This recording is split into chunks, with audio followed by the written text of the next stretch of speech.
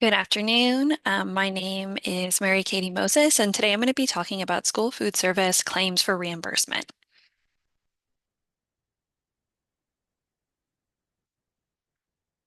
All right.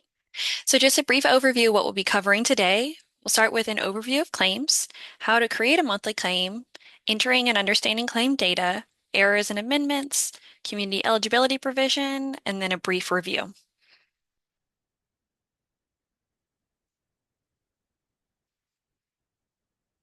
So we'll start with the overview of claims and reimbursement. Let's define meal counts and claiming. Meal counts are defined as the total amount of reimbursable meals separated by category served to students at the point of sale. The meal counts are submitted to LDOE for reimbursement through the Louisiana Child Nutrition Program website.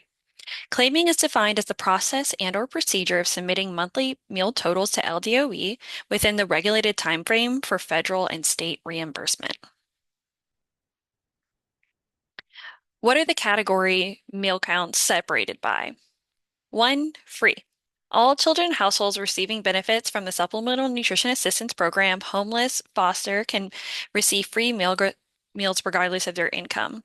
Also, children can receive free meals if your household's eligible gross income is within the free limits on the federal income eligibility guidelines. And that is actually how students are identified for Medicaid free through those eligibility files. 2. Reduced. Due to the passing of HB 282, students will not be charged the reduced price, but they must maintain their reduced price status on all documentation. And third, paid. Children who live in a household that does not qualify for free and reduced price meals will be listed in the paid category.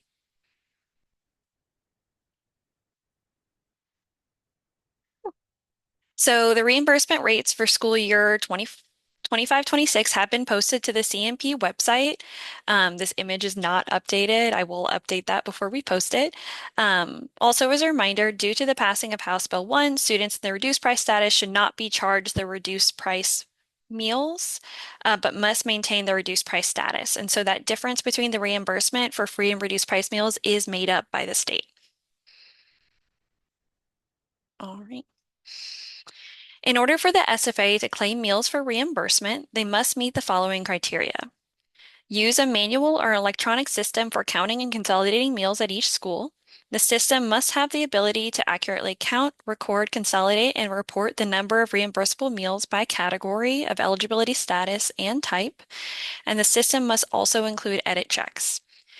They must maintain adequate documentation on file to support the number of meals claimed for both breakfast and lunch, and must maintain an accurate, up-to-date benefit issuance document reflecting the current status of each child enrolled. This document must always be available. These requirements will be discussed in more detail later in the upcoming slides. Edit checks must be completed for each meal each day. The edit check must compare the number of free, reduced, and paid students with the number served in each category to prevent errors in charging, recording, and consolidating meal counts prior to submitting a claim. Edit checks can be done manually or electronically. Edit checks use the average daily attendance to determine if excess meals are served. An explanation is required if an excess has been determined. Please be reminded that the number of meals claimed should not exceed the average daily attendance, nor should the number of meals served exceed enrollment.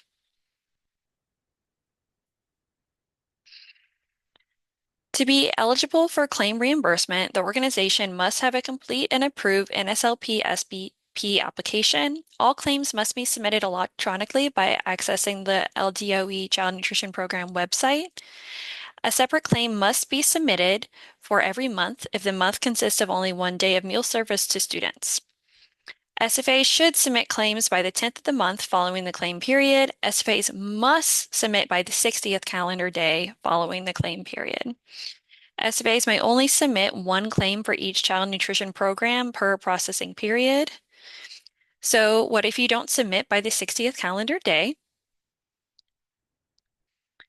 If the claim is not submitted by the 60th calendar day, SFAs may request a one-time exemption that only can be awarded once every 3 years, pending program manager approval.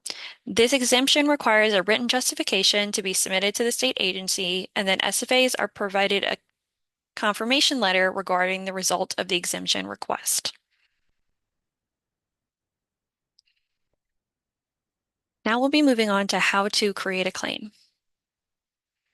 So first, you go log into the Child Nutrition Program website. If you click on claims and no approved Schedule A appears, that means that you need to submit your school food service application and get an approved Schedule A before you're able to submit a claim. Otherwise, if you have already had your school food service application approved, click this green school food service tab located at the top right side of the page. The tab indicates the program that you're authorized to view.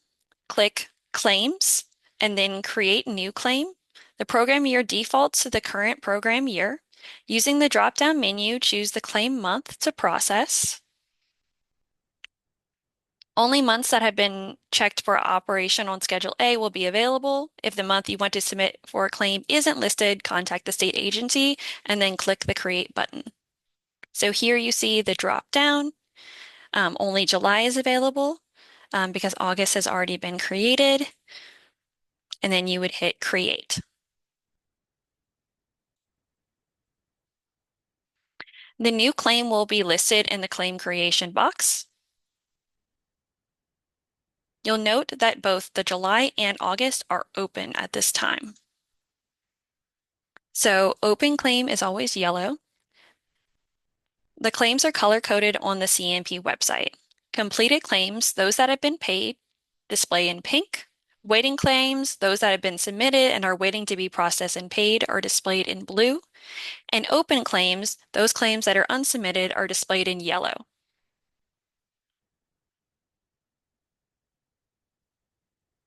Entering and understanding claim data.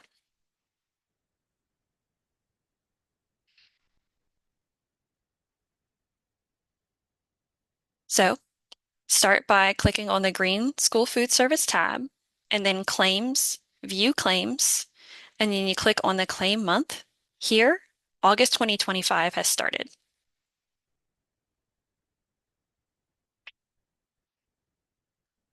In order to enter the data manually, you would click on the August 2025 and then go down to Edit.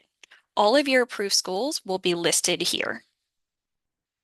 If you see a school not listed, that means it was not approved on your Schedule A and would need to be added, and please reach out to us.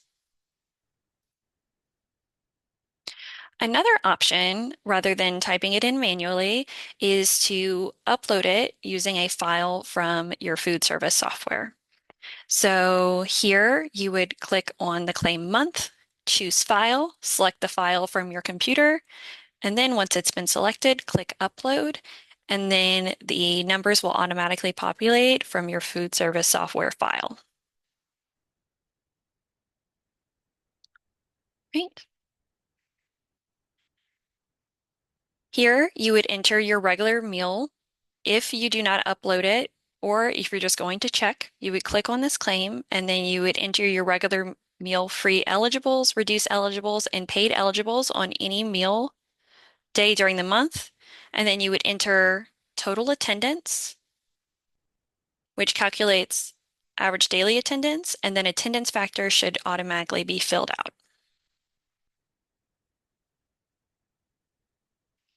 So reduced eligibility is the maximum number of reduced price eligible students on any given day during the claim month for this school, 0 for CEP schools.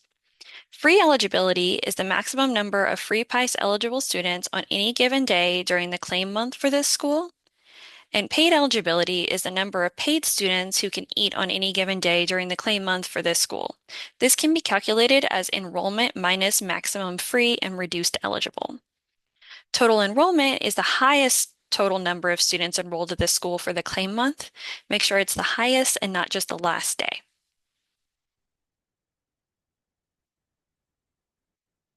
Next, total attendance. It's the sum of student attendance for all days when school service meals are served at the school for the claim month. School days is the number of days the school food service was in operation for the claim month.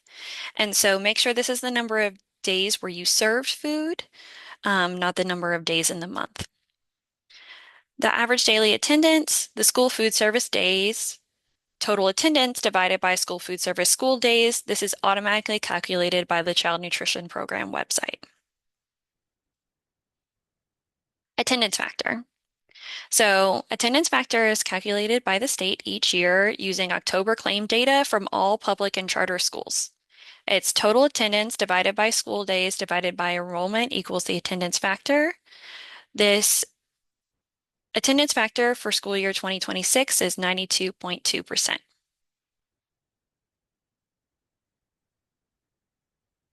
All right. Sorry, just skipped one. Um, So only meal types that the site is approved for under Schedule A will load fillable boxes. Enter the number of days each meal type was served, total number of each type of meal served to reduce rate meal eligible students, free rate eligible students, and paid rate eligible students. Other meals include all meals not eligible for federal or state reimbursement.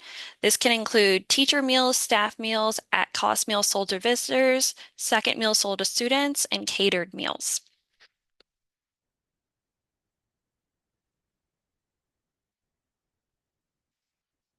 Once data has been entered for a participating site, it'll auto-populate onto the claim summary page. To access the claim summary page, click School Participation Data. Please note this data is populated from school site information and no changes can be made on this page. So you'll see all that information that was entered on the last page is summarized on the School Participation Data page. Submitting a claim. Before submitting a claim, the following information must be verified. All information is true and correct. The operation of the program was in accordance with the agreement and application. The claim is just and correct. The records required by the agreement are on file to back up this claim, and the payment has not already been received.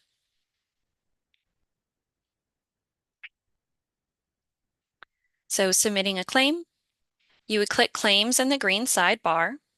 Click View Claims. Once the claims have been accessed to submit a claim, you must click on the claim month/year that needs to be submitted to LDOE. This example shows August 2025 is the only claim that has been created and submitted at this time, but as the school year progresses, each monthly claim that is open, waiting, or completed will display in this section. Finally, click Submit Claim. Errors and amendments. So you may see an asterisk or a warning box pop up at the top if you have what's called an edit check error. So edit check, as we discussed earlier, is eligibility times school days times attendance factor.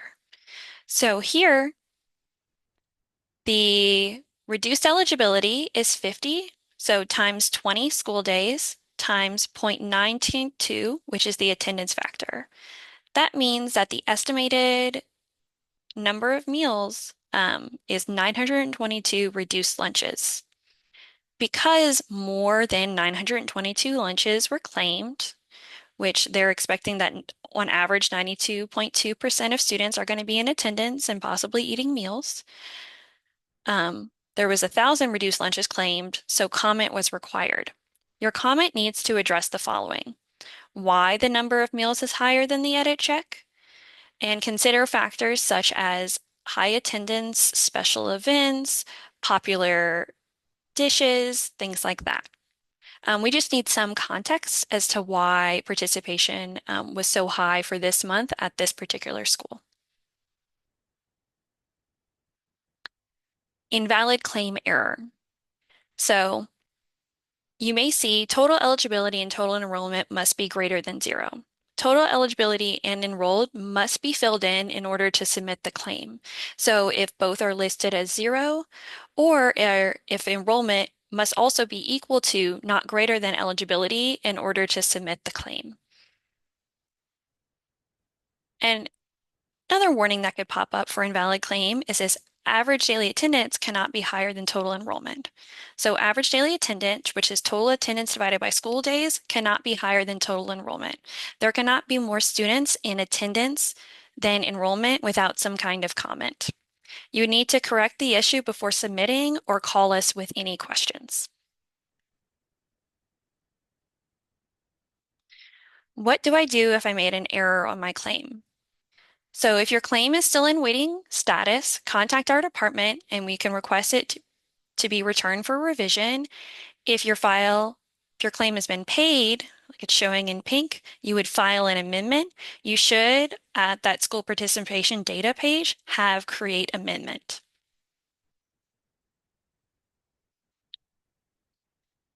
CEP claims. CEP claiming.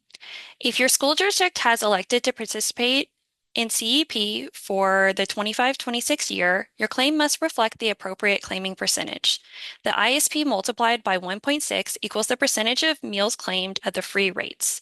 If the claiming percentage is 100% or greater, all student meals are claimed at the free rate. If the claiming percentage is 100% or greater, all student meals are claimed at the free rate. If the claiming percentage is below 100%, the remaining meals served up to the 100% are claimed at the paid rate. For additional assistance in calculating your claims, feel free to utilize the CEP spreadsheet. The CEP claim spreadsheet for SFAs can be found on the CMP website under the Form section under CEP. When completing the monthly claims for participating in CEP, the calculated CEP percentage should be applied to both the total meals and the total eligibles for each school. Please refer to the CEP claiming reminder member SFS 23147 for assistance in calculating your SFA claiming percentage, or reach out to us and we'd be happy to help.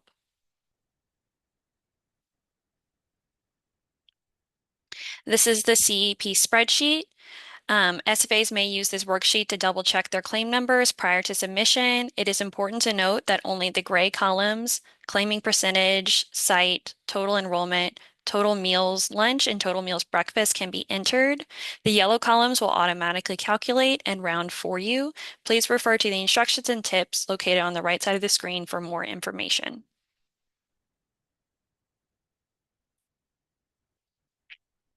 Example. In this example, the CEP claiming percentage is 80%. This is calculated by having an ISP of 50% times 1.6. The reason that your ISP is multiplied by 1.6 is because the USDA found that for every 10 students directly certified, on average, 6 additional students would be identified by free and reduced price meal applications. So you take your ISP times 1.6 and you get your claiming percentage of 80%. Step 2.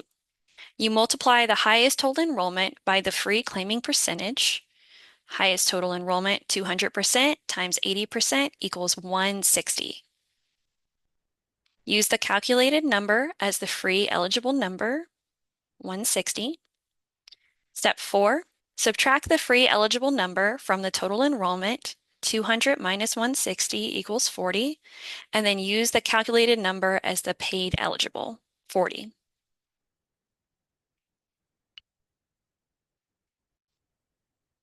Now we move on to applying the claim percentage to meals.